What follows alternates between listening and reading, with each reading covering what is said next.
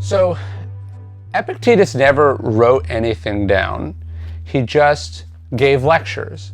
And his student, Arrian, who attended his lectures, wrote notes. And in these notes, he tried to capture what he thought Epictetus's greatest bits of wisdom were. And so we have this. This survives to us. It's called the Enchiridion. And it's just a collection of notes and thoughts and sayings from Epictetus. And one of my favorites is chapter 8 in the Enchiridion.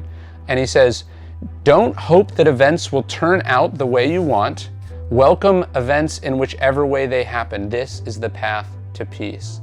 It's eerily similar to the serenity prayer, right? God, grant me the wisdom to know what is in my control and what is outside of my control, and the courage to change the things I can and the wisdom to know about the things that I can't, right? That's what we're trying to do here in Stoicism, is to do what Epictetus says elsewhere in his discourses, to distinguish the things that are up to us and the things that are not up to us. And he's basically saying here, the stuff that's not up to us, don't have an opinion about. If you do have an opinion about it, have that opinion be that it's exactly the way you want it to be and that you're going to go along with it.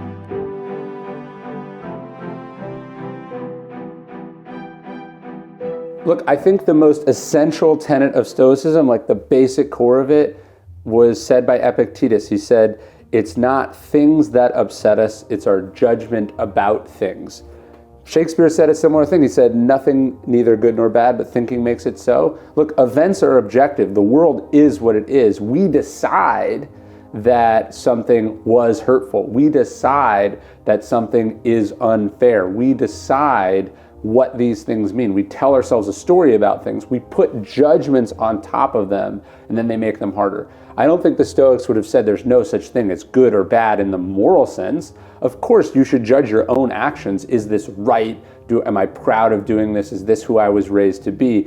But I think they're more saying there is not really positive or negative. There's just information, right? A score of a football game is not good or bad. It's just a snapshot of where that game is in the moment. And then you have the power to change and adjust based on what you do next. But that begins with you accepting objectively what the state of things are. So it's not things that upset us, it's our judgment about things. It seems simple, but it's life-changing. I mean, basically all schools for all time have warned us against the perils of ego. We call it hubris, we call it delusion, we call it insanity. I mean, ego is this toxic force that is constantly pulling us down. Cyril Connolly, he said, whom the gods wish to destroy, they first call promising. That's what ego is. Because it prevents you from learning, right? It's preventing you from getting any better because you think you're as good as you can be, right?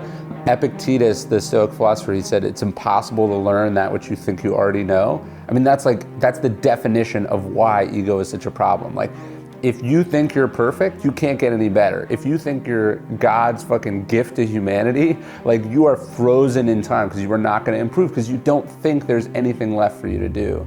And so you see egotistical people, particularly I think when we're young or early on, we just think we already have it figured out, when the truth is we have like 2% of it figured out. And so a humbler person, a more confident person is able to go, here's what I know, but then here's all the things left for me to learn, and that's what I'm gonna focus on, and that's why I'm going to constantly get better while these other people are stagnant.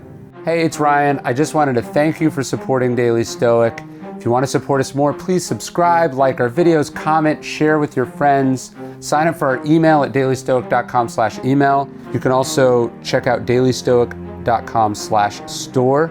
That's how we keep these videos high quality and ad-free.